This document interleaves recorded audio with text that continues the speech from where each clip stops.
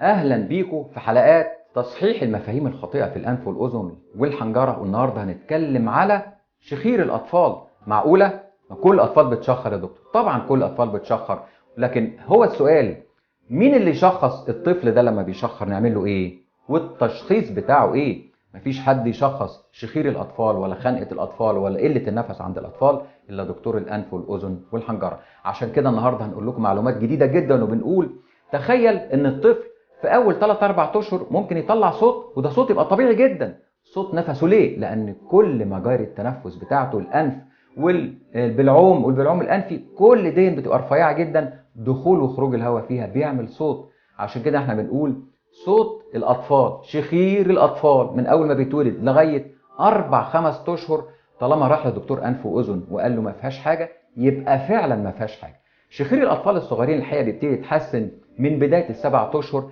من بدايه لما كل مجاري التنفس عنده تبتدي تكبر وتوسع، ويبتدي الهواء يدخل ويخرج باريحيه وبسهوله.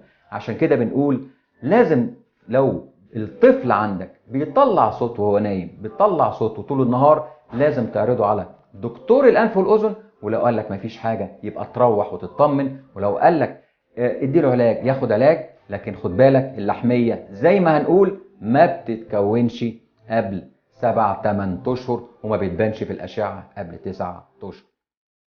مع تمنياتي بالشفاء والصحه، دكتور هشام ابراهيم.